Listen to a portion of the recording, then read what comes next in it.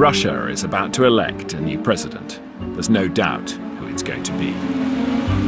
The same man who has ruled unchecked for the last 18 years. Now it's classical one-man dictatorship.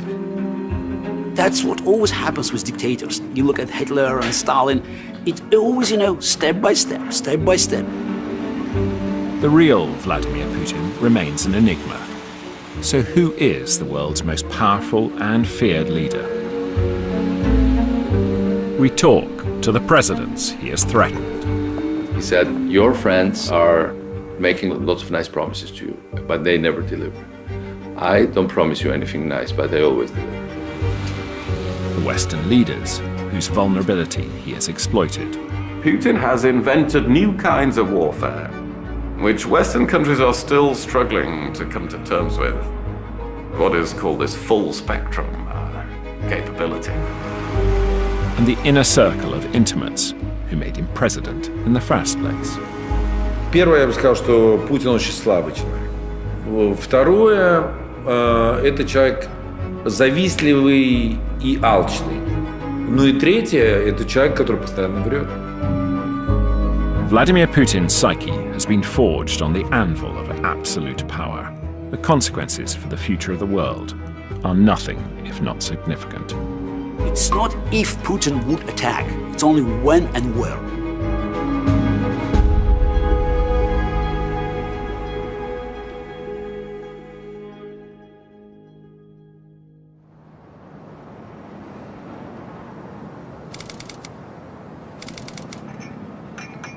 You could take the view that Putin's had long enough, it's time for somebody else. Really, a time for a change is the root of what you should be saying. Ksenia Sobchak is one of 8 Russian presidential candidates. Vladimir Putin has been a family friend for decades. One important goal is to speak to the world, to make them understand that Russia is not Putin. She's meeting Lord Bell, one-time Thatcher confidant, for some strategic advice. You're a woman for a start.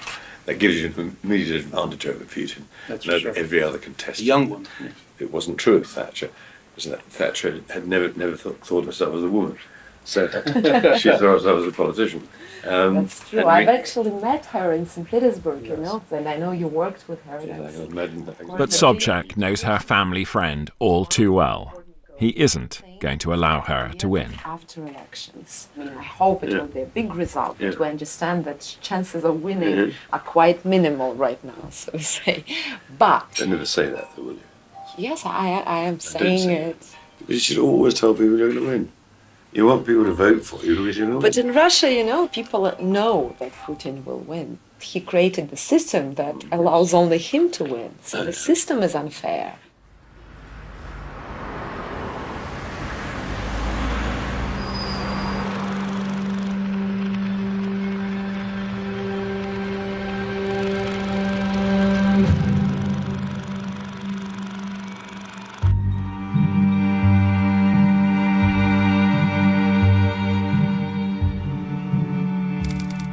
There were no hints of the future Tsar back in the 70s.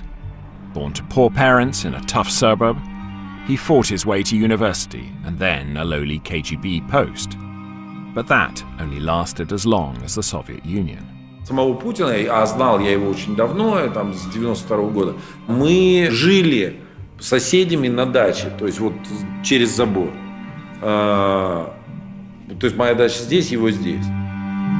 Путин в силу того, что он был офицером КГБ, независимо какого уровня, то есть он был очень низкого уровня, то есть таких были тысячи, выброшенных системой, выброшенных Советским Союзом на улицу.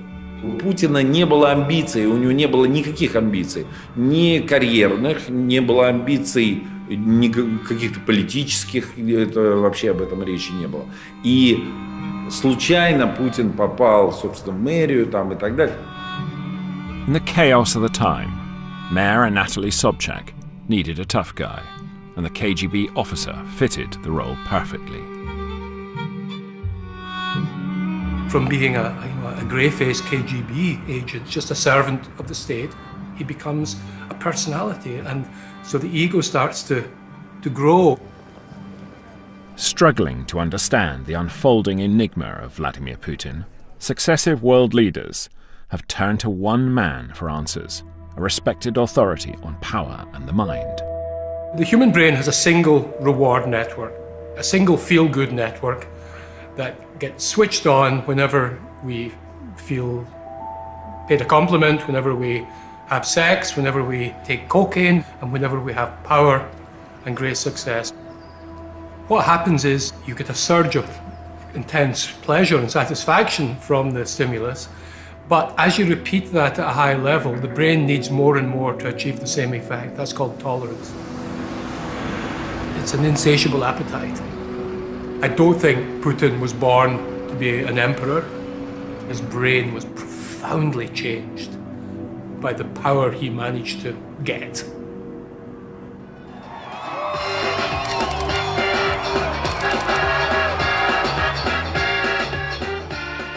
In the late 1990s, post-Soviet Russia was on the brink of collapse. A drunk president, gang warfare, robber baron businessmen, openly contemptuous of the rule of law. Kremlin insiders knew the country needed a savior. Any savior. Борис Николаевич искал среди своего окружения, своих близких людей, кто может возглавить страну, кого он может предложить народу, чтобы народ посмотрел на него и, если все удачно сложится, выбрал его. The obvious successor to Yeltsin was Deputy Prime Minister Boris Nemtsov, charismatic, eloquent, and principled. But Yeltsin hated him after he opposed the Chechen War. And there was somebody else. In 1996, Vladimir Putin had come to Moscow to work in the administration, keeping a low profile. Путин действительно был человеком скромным, и он никогда не пытался сказать что-то, когда его не спрашивали, но когда очередь до него доходила, и ему нужно было сказать, он говорил. Поэтому, когда необходимо было что-то сказать, он формулировал очень точно, и это было важно.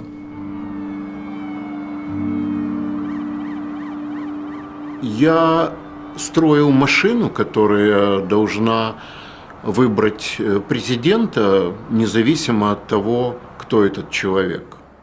Gleb Pavlovsky was Boris Yeltsin's spin doctor, and he was tasked with preparing the succession. Кроме того, я разрабатывал сценарий кампании и следил за тем, чтобы игра шла по нему. В сценарии уже были заложены основные пункты победы, то есть свойства кандидата как энергичного, молодого, спортивного на фоне старого, уходящего, больного Ельцина. Это все уже было в сценарии. Путин, с моей точки зрения, играл очень хорошо.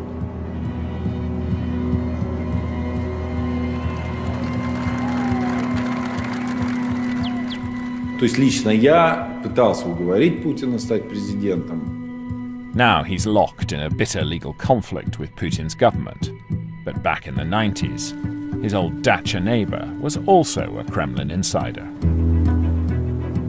Когда я предложил, я помню, где это было в Кремле, в 14-м корпусе. Мы были в его кабинете.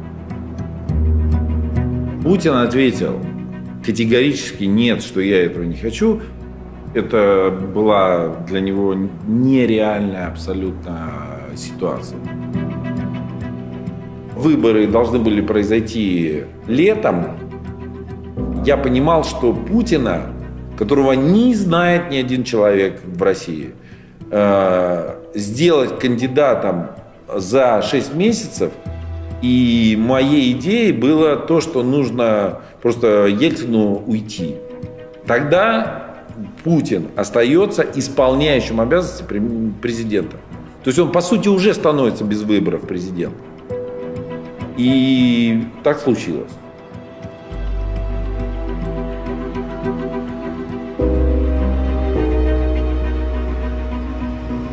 Клянусь, при осуществлении полномочий президента Российской Федерации.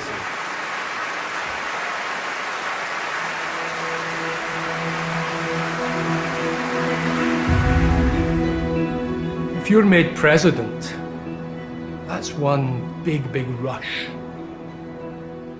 That is an enormous biological hit to the reward network. Suddenly, you're no longer just subject to the corporatist ideology of the communist regime.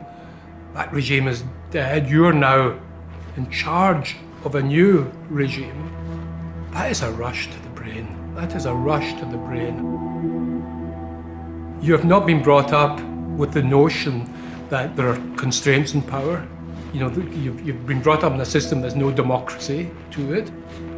That ideology has gone, the communist ideology has gone, so he's left without an ideology. The ideology he's witnessed in St. Petersburg and around him is an ideology of power and money. Мы вместе отстояли мир, не дали перекроить историю, защитили большую советскую родину. Putin asked me at that time, just 2 days after he became acting president, he called for me and offered me the position of prime minister. I listed my conditions, and those conditions were just very simple, just like 10-15 reforms, which I understood and were absolutely sure Russia badly needed. And he accepted that. And the only requirement from his side was just don't step on his field, on presidential field. I decided to accept this. Mr. Putin implemented his promises. He supported all the reforms, except one, except the reform of gas sector.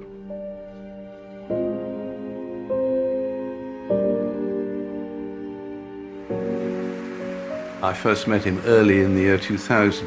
He was very much the apprentice leader. He had been surprised to find himself president of Russia.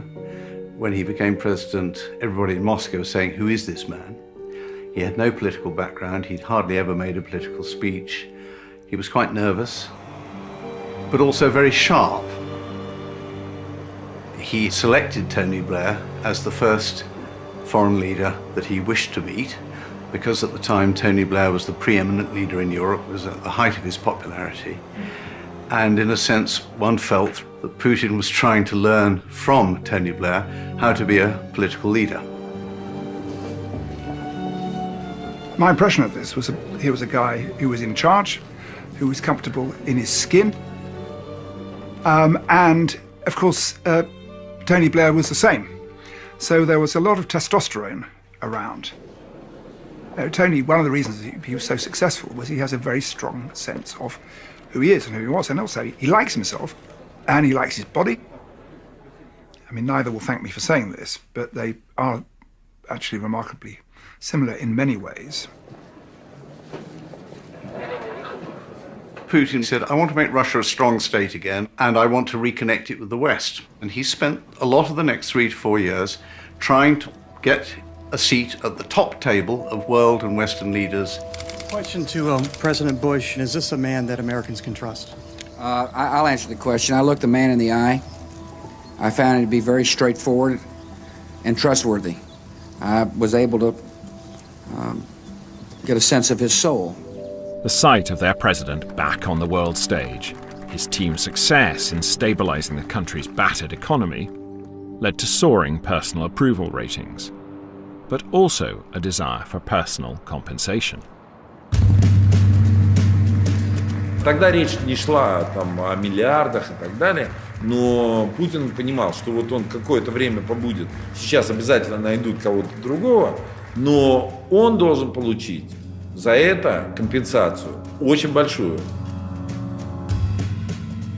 которая позволит ему всю оставшуюся жизнь жить спокойно, счастливо и богато. Богато. То есть это первое слово, это прямое слово.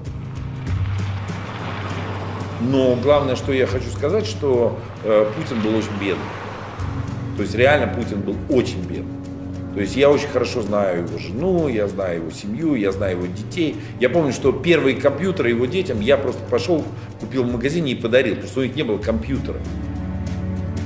Компенсация, это, условно говоря, там, это, ну, может быть, десятки, может быть, там, ну, я думаю, максимум это там для него на тот момент 10, 20, 30 миллионов долларов было бы вполне понятной компенсацией за все, что он сделал. При Ельцине этого не было. То есть не было такого, что человек получает пост министра, и он понимает, что это уже он заработал деньги. И Путин начинает тянуть людей. В основном это были выходцы из КГБ старые. I never dreamed to become the member of the government, and actually I was deputy minister of transport, and that was just coincidentally.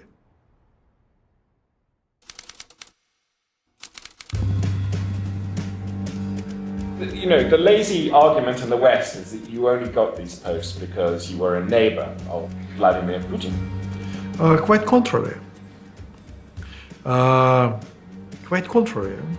At that time, he was already in Moscow, and that was a pure invitation from the Ministry of Transport.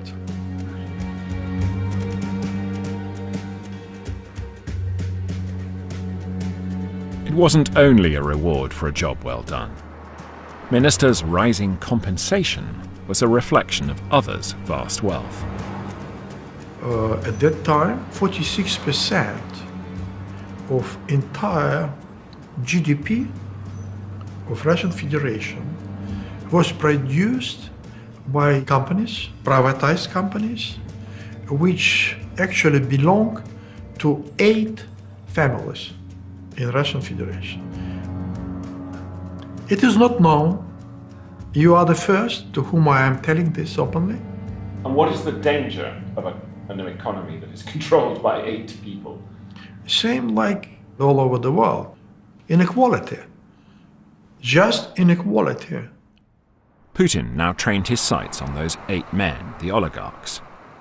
They'd been gifted their companies and huge wealth by the Yeltsin administration in a chaotic auction in return for political support.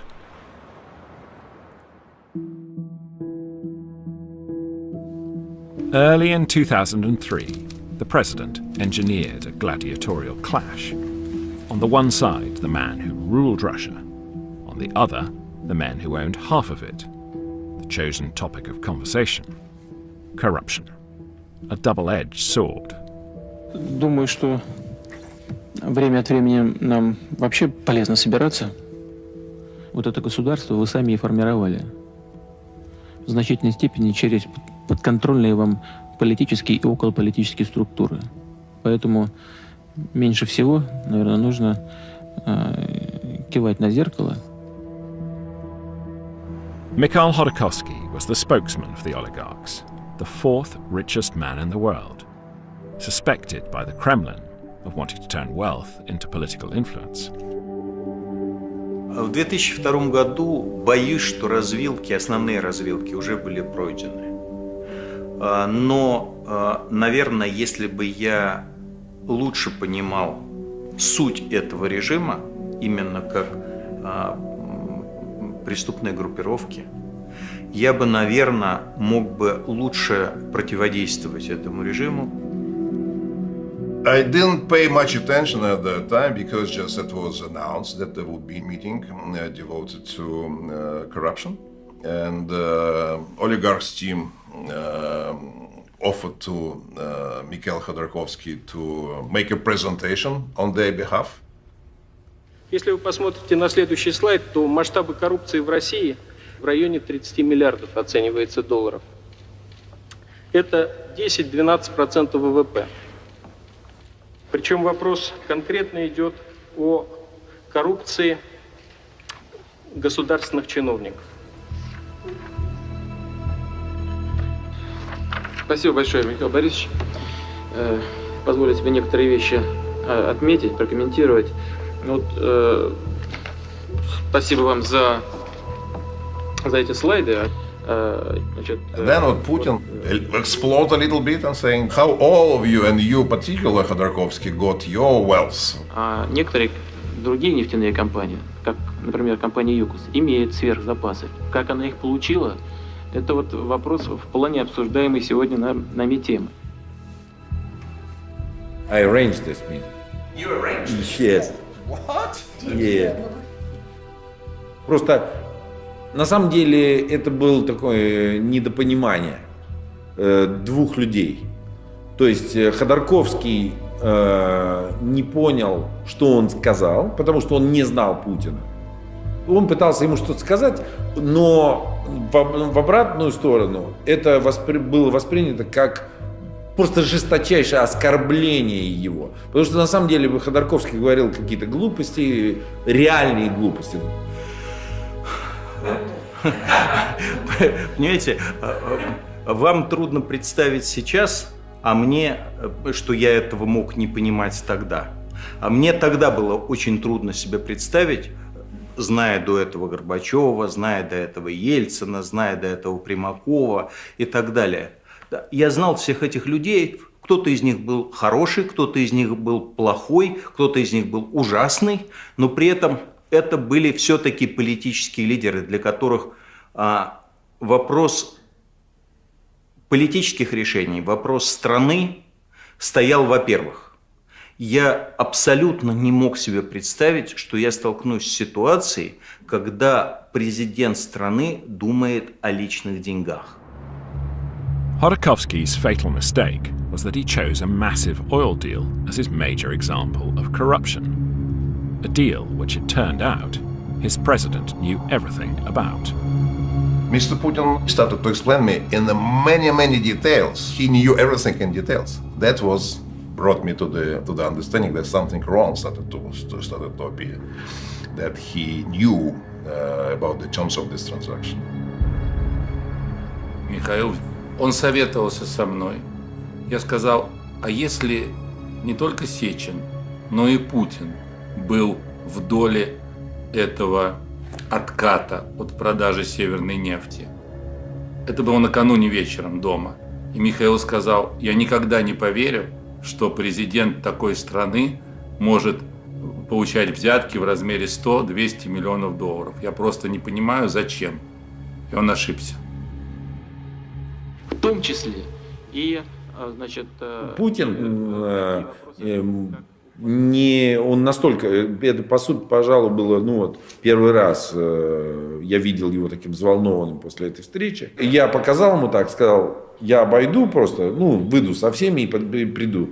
И он взял меня за рукав и сказал, пойдем. Он мне сказал, слушай, вот этот Ходорковский, я просто... ужасный человек, и вообще я вот проверил, мне написали справки, я вообще знаю, что он там не платил никакие деньги, и он вообще захватил эту нефтяную компанию бесплатно, и я вообще считаю, что так нельзя делать, это, короче говоря, надо все забрать у него. Putin was as good as his private word. Khodorkovsky was slammed in jail and his vast business sold off, first to a vodka bar in Siberia, and then to a company controlled by one of the president's closest allies. This was a turning point because Yukos was the poster child for the Russian oil industry. It was very well regarded in the West, and you thought, you are damaging Russia's image in the Western business world, you're damaging the chances of getting more investment in. So it seemed like a pretty high-risk policy, but for Putin, zapping Khodorkovsky was so important that the economic considerations took second place. The West may not have liked it, but ordinary Russians did. They were delighted to see their president taking on the hated oligarchs. And it wasn't the only sign of a newfound personal confidence. Russia and Belarus were negotiating a gas deal, and talks broke down. I instructed Gazprom continue to supply. It's February, -25 in Minsk. Continue to supply, then later we'll negotiate.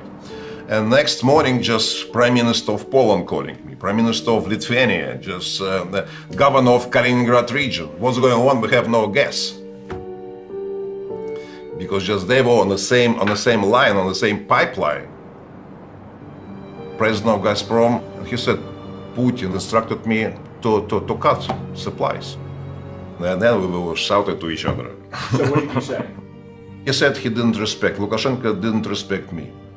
I, Putin, asked him personally just to accept this price, and he didn't. He didn't sign the contract. He didn't respect me.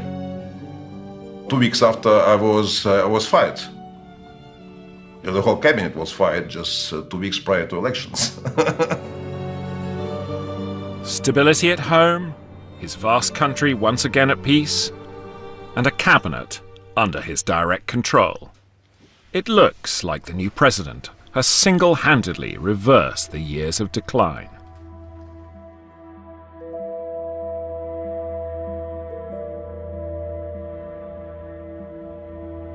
One of the features of unlimited power is the acquired narcissism that occurs. And the acquired narcissism leads to, a really enormously inflated ego. You're teaching cranes to fly, or you're fighting bears, you're wrestling tigers. You're just the smartest, cleverest, strongest, best-looking guy in the world. And if you inflate an ego enough, then the vulnerability of it increases proportionately.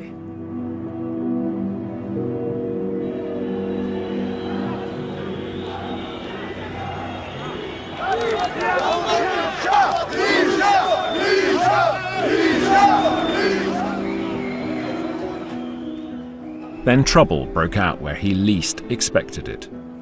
Georgia. Revolution swept away his allies, and a cultish reformer took power, Mikhail Saakashvili. My first contact with Vladimir Putin was during my first official visit to Moscow. They tried to be sweet. He actually rolled out red carpet. It was full official visit ceremony. The whole setting was meant to be a kind of recruiting session because Putin first took us to the office that he said that it was former office of Stalin. And then he took off his tie, jacket, invited me to do the same, and then sat down with me in what was meant to be a very frank and open conversation. From the very first meeting, I asked him, so Vladimir Vladimirovich, do you have any problems with our dealings with the Americas? No, he said, no. I'm myself friends with George Bush. Of course, we strongly, no, we are not in principle against you dealing with the Americas. We are just against you being slaves to the Americans. But then he told me something very clear. He told me that the sitting Georgian Minister of Security in Shevardnadze's government, he told me that this is our guy. We have very good experience of working with him. He really helped us a lot. And I hope he keeps his position. If he keeps his position, that will make it very easy, our cooperation. Second time I met and he asked, where is Haburtani? And I told him, well, he got promoted. We appointed him as Deputy Prosecutor General. And he said, well, this is not a promotion. We wanted to have him as Minister of Internal Security. By that he told me, oh, you're not going to fool me. Saakashvili enjoyed sort of poking the bear in the eye, and that's not always a very wise policy, and some people around him advised him not to do it, and he would have been better advised not to do it. The psychological and the personal now plays a much bigger role in international politics because of the old certainties, the old tectonic plates of ideology and of interests between blocs. They've all gone. And we're now in a system where individual human psychology and personality plays much more of a role. To Putin's intense irritation, Bush immediately responded to Saakashvili's overtures, reversing the pro-Russian stance he'd earlier held. Georgia is today both sovereign and free, and a beacon of liberty for this region and the world. Putin began to believe that the Americans could never be trusted, a view strengthened as the tide of revolution reached neighbouring Ukraine.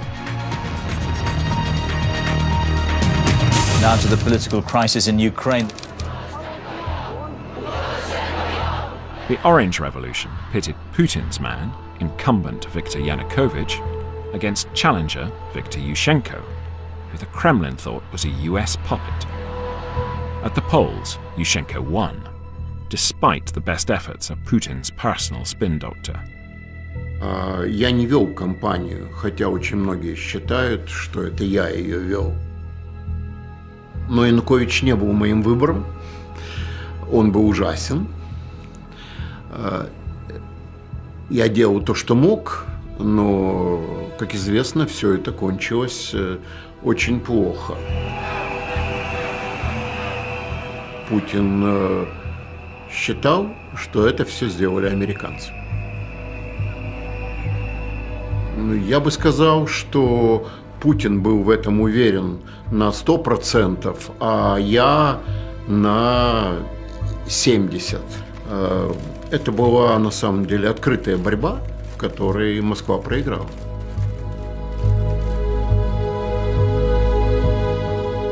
That was a massive humiliation for Putin, and it was the shakiest moment of his 18 years in power.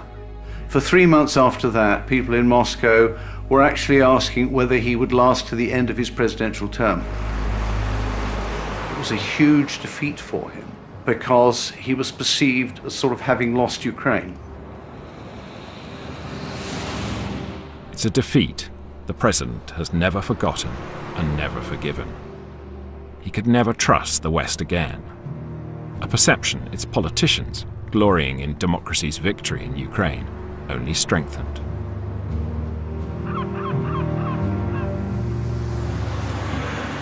From the West's point of view, this was the end of history. Liberal capitalism had triumphed. That was a bit tough on the Russians, but there we are. And I wish we'd handled it differently. Imagine if in the United Kingdom had not just been Scottish independence or Welsh independence, Northern Irish independence, but the northwest and the northeast of England and the southwest had also decided to declare independence. So we didn't really factor that in my view, and we then scared the Russians with this absolutely fundamental anxiety they've always had about being encircled. In hindsight, I think that we created the anxieties, and we could have avoided them, from which many of Putin's subsequent policies followed.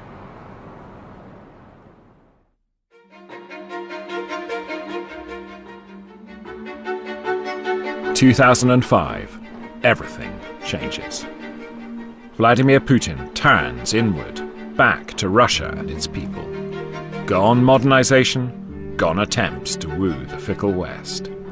Instead, Putin is Russia, Russia is Putin is the new slogan. He will rebuild his country himself. Мы отнеслись серьезно и стали создавать разные молодежные и немолодежные организации, чтобы иметь какую-то массовую опору.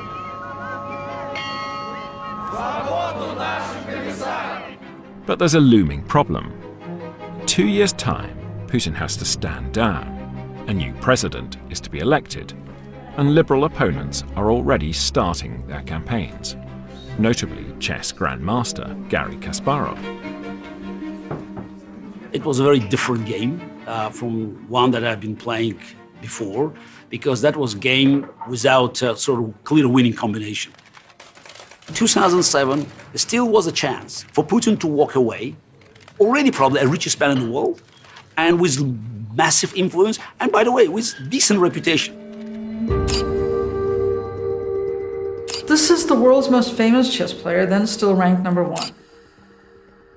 Definitely one of the most recognizable faces in Russia. Absolutely the most recognizable face in Russia outside of, movie stardom and Putin. Certainly the man that, if you asked anybody anywhere in Russia, who's the smartest man in Russia, they would probably say Garry Kasparov. He almost immediately went on tour, and I was with him on his little charter plane. Within the space of a week, things started shutting down. First, we had to give up the plane because they would no longer let him land. In Beslan, we couldn't get the venue where he was supposed to speak. They said that they had a burst pipe, or they had an electrical failure. Everywhere we went, it was either a burst pipe or an electrical failure. I think that was the first place where he got stuff thrown at him, and we actually thought it was a gunshot. By the time I got to Stavropol, which is the largest city in southern Russia, it was no longer a chain of coincidences. So at this point, the plane is grounded, the place where he's supposed to speak has a burst pipe, and then we try to check into a hotel, and they say, no, you can't check into this hotel.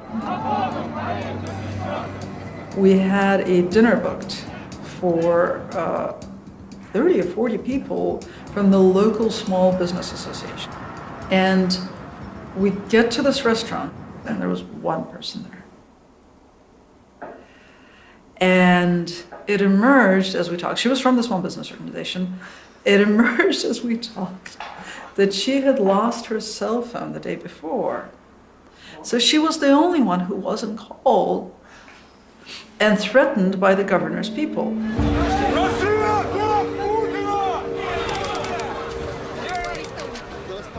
The Grand Master soon finds himself under arrest.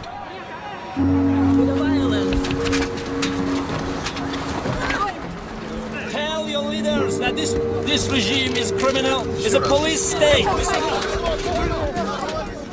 I have to say that compared to what we are seeing today, those were vegetarian times. 10 years ago, for peacefully protesting against Putin on the streets, you could end up in prison for 5 or 10 days. Today, you would end up in prison for 5 to 10 years.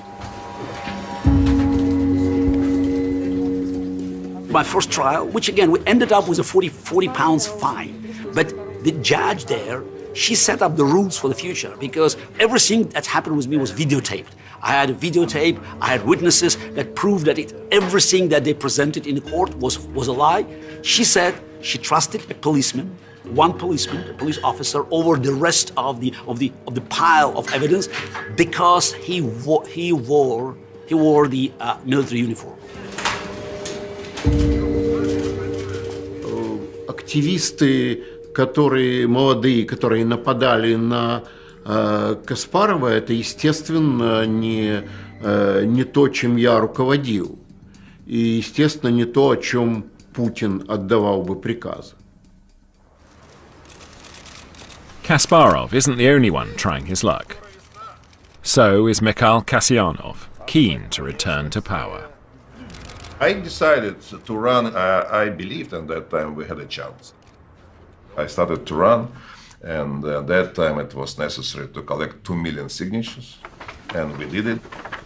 Then my rating of my support started to grow from 6%, which is usually like 5-6%, up to 18%.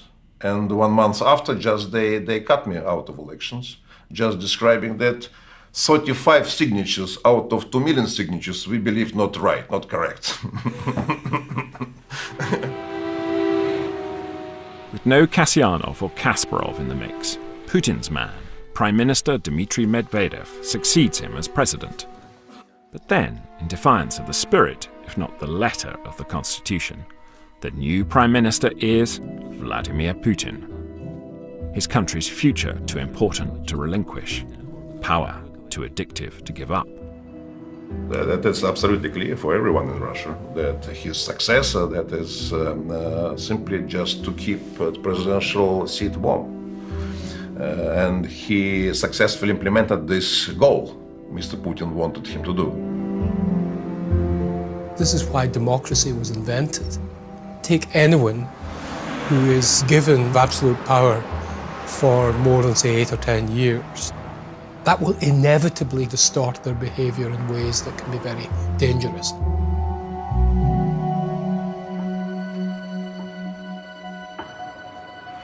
In 2006, Putin had pushed a law through parliament allowing the KGB to kill traitors outside Russia. Months later, Alexander Litvinenko lay dead in London. The KGB defector poisoned with radioactive polonium after eating sushi and drinking tea in a Mayfair restaurant. I was on my way to London for a meeting with Tony Blair, and Litvinenko had been murdered a few days before that, and everybody was talking about it. So we had a stopover in Minsk. We went to see a summit, after which we had a banquet. There was Putin in the middle. I was on his right hand, and Lukashenko on his left one. And Lukashenko has this habit of poking Putin from time to time and even making fun of him. And so he started to say, well, Misha, so from here you are leaving for London, and so you should really be well fed. I don't advise you to eat anything in London. And he says, especially I don't advise you to eat any sushi. Then don't even go close to sushi. But the safest thing to eat from which you won't for sure be poisoned, is from plate in front of Vladimir. So he takes plate in front from Putin and gives it to me. And so Putin suddenly drops the fork and or knife, and he says, well, I have nothing to do with the murder of this Litvinenko guy. And he got visibly annoyed. No, who the hell needed Litvinenko? He was nobody. Why would I ever murder him? But it really got under his skin. Ever since, Russia has persistently denied responsibility for Litvinenko's death. But behind the jokes in Minsk lay tension. Putin warning Saakashvili he should drop the West or pay the price. He took me aside. It was meeting without witnesses. It was in a dark room next to the main hall. We sat on the chairs. There was not even a table. So he put his hand on my knee, like with nails, and looking straight into my eyes. And you really are underestimating us. You cannot play around with Russia like that. The all-powerful Putin was increasingly inclined to show open contempt for his former allies. One thing that struck me, an anecdote about Putin, which reveals to me that he's probably not a very nice person, is Angela Merkel is afraid of dogs and made the mistake of divulging this to Putin. And one time when she was in Russia, what did he do but bring this enormous, horrible big dog into the room just so that he could enjoy the power that comes, that somewhat sadistic power that comes from making someone frightened.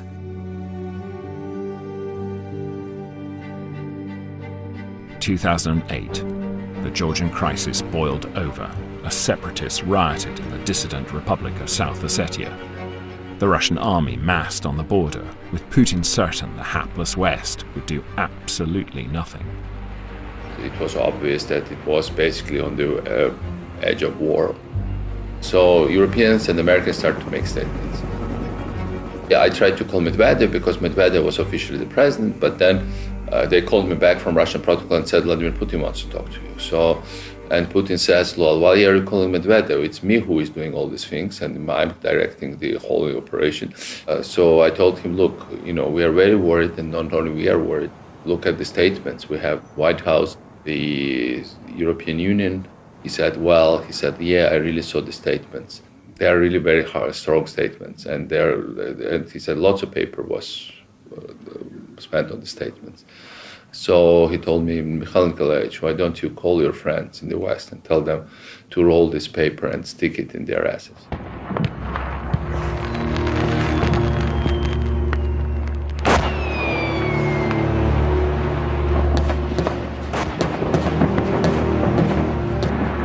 While the rest of the world is watching the Beijing Olympics, Vladimir Putin sends in the tanks for the first time since the collapse of the Soviet Union.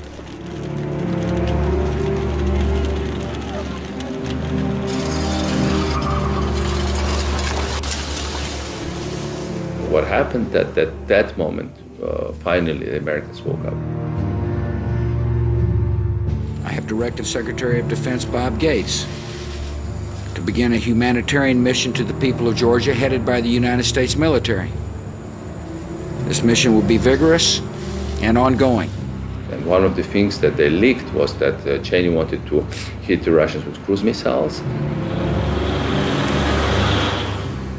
Within 40 minutes after Bush's announcement, Russian troops advanced on our capital was stopped.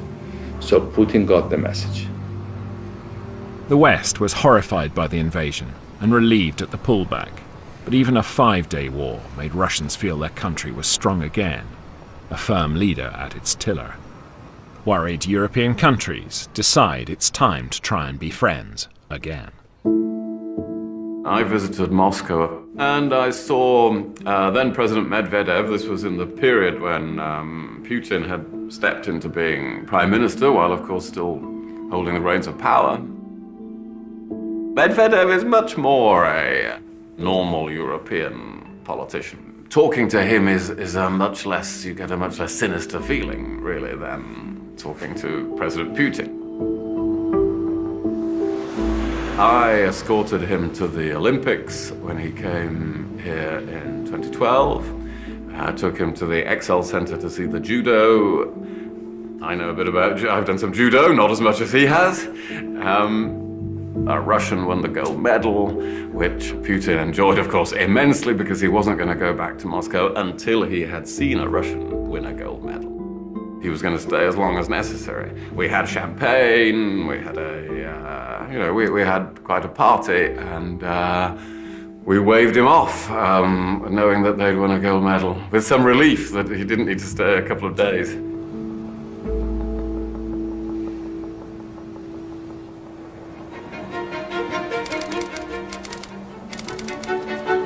Two years later, the Sochi Olympics were intended to be another stepping stone in Russia's path to global dominance. The president poured vast amounts of time and money into the project.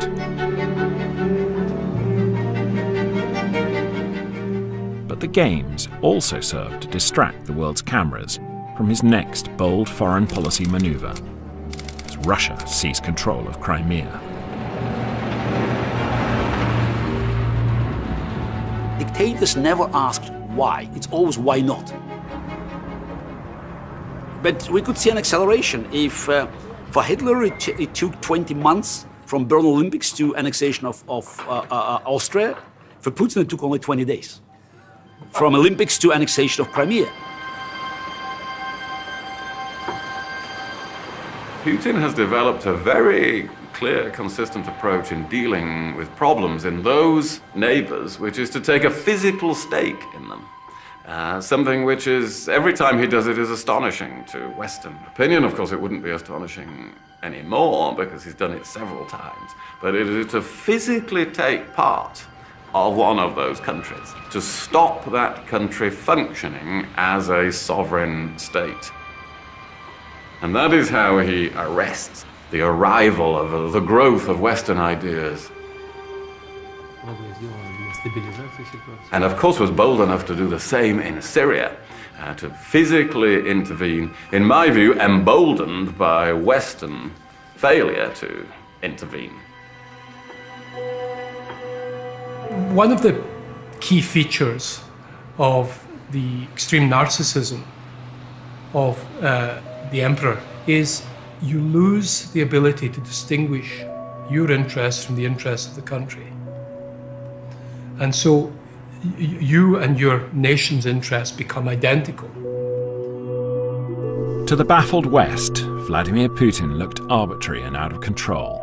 But to his people, he looked like a true czar, happy to flout Western norms of behavior to safeguard Russia's vital interests. Мы абсолютно не согласны ни с планом Путина, ни с его курсом. Then, one old rival decides to challenge the apparently invincible president.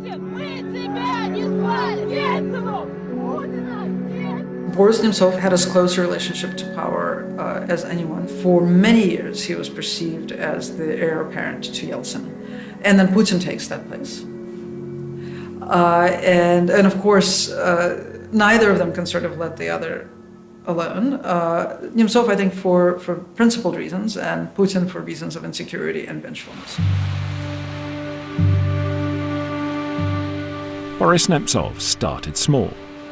A pamphlet alleging that his nemesis had 58 jets, 2 yachts, a summer palace, making Vladimir Putin the world's richest man. His co-author was a former government minister. Boris Nemtsov and myself, we were questioning the whole narrative that things got so much better under Putin that we should be just happy and let him be the lifetime monarch. We described a lot of irregularities and serious problems that existed underneath the economically brilliant surface. Growing inequality, which became much higher than in the 1990s. Growing corruption and institutionalized corruption, which also was never the case in the 90s, because in the 90s it was all about bribes from businessmen to bureaucrats. But under Putin it became bureaucrats completely affiliated with making dirty money, and actually it became their business and their only business to do so. You know, we are not perfect, but who actually is? Did I commit sins? Yes, I committed sins. But I never killed a person.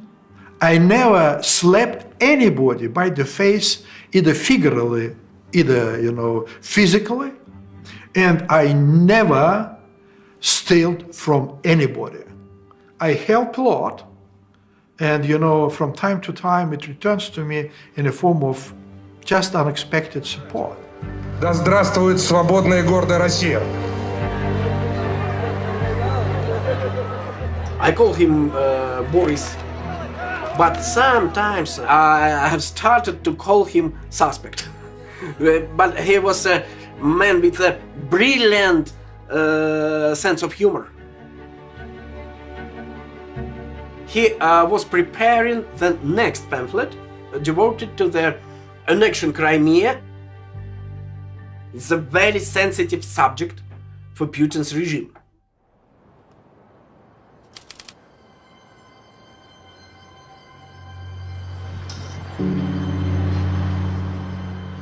One winter's night, Boris Nemtsov starts to cross the Moskvoretsky Bridge in the shadow of the Kremlin walls. Moments later, he's shot in the back and the head 4 times. I was, of course, shocked. I couldn't even imagine that it could happen in the 21st century with us in the center of Moscow. I immediately came there on the bridge and just was standing on the body of murdered my friend, just on the front of Kremlin wall. Well, just all Secret Service cameras just installed.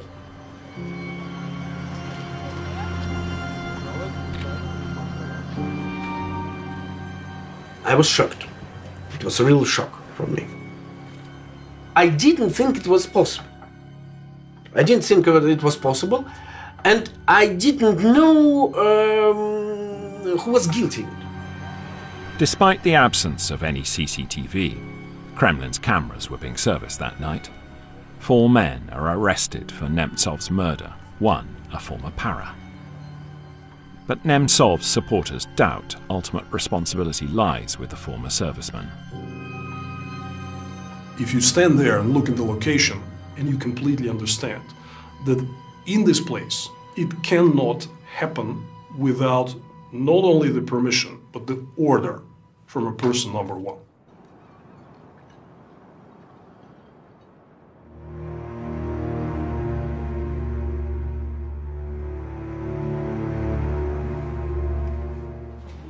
Almost all people who hold great power for a long time begin to feel so special.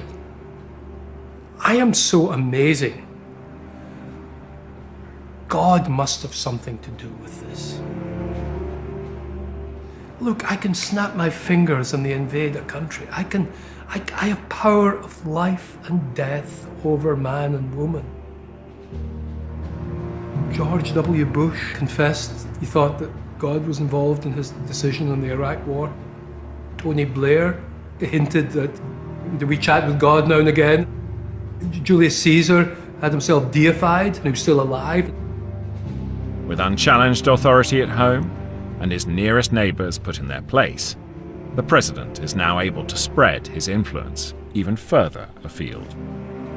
It seems very evident that there was Russian interference in the election. The amount of evidence amassed by the intelligence agencies in the United States about Russia is unlikely to be wrong. A lot of people say, as an example, Hillary likes to play tough with Russia. Putin looks at her and he laughs, okay?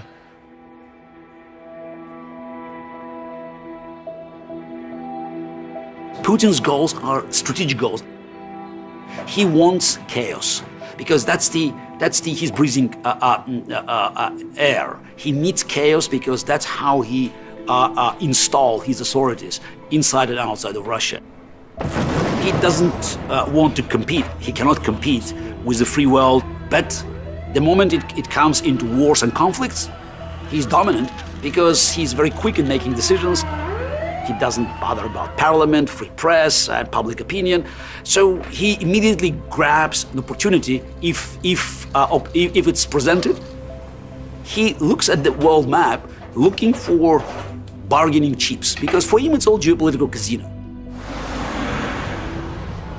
I think this is part of a pattern where there has quite probably been Russian interference in elections and referendums throughout Europe over the last few years, not always to achieve a specific result, but to diminish confidence in the democratic process over time, and to weaken the unity of the West. And it's not over.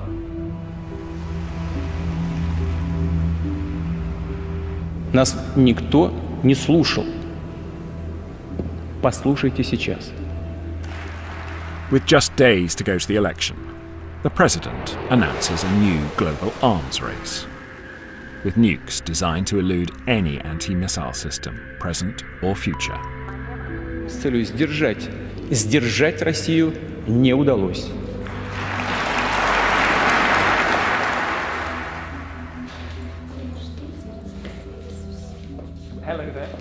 Out on the campaign trail, there's a growing tide of suspicion that the president is just using his family friend as window dressing on his inevitable accession to power. So you're not the Kremlin's puppet then? Well, I'm tired of answering this question. No, I'm not. Do you want to be the next president? Well, I want to, but I'm not sure it will be this year. But I hope in 6 years I'll have a chance to do that. To my mind, there is no way out. He will stay there for a long time.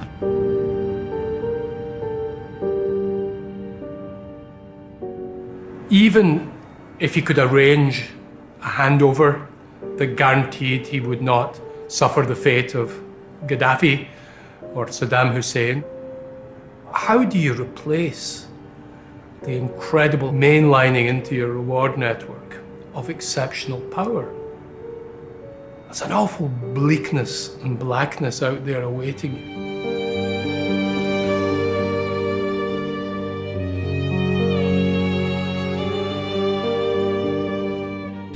Putin's a family friend of Ksenia Sobchak, but is she Russia's fake election candidate? Watch Our World on BBC iPlayer. Here next, how could the CIA win the Cold War with an arcade game? Sandy shares the secret on QI.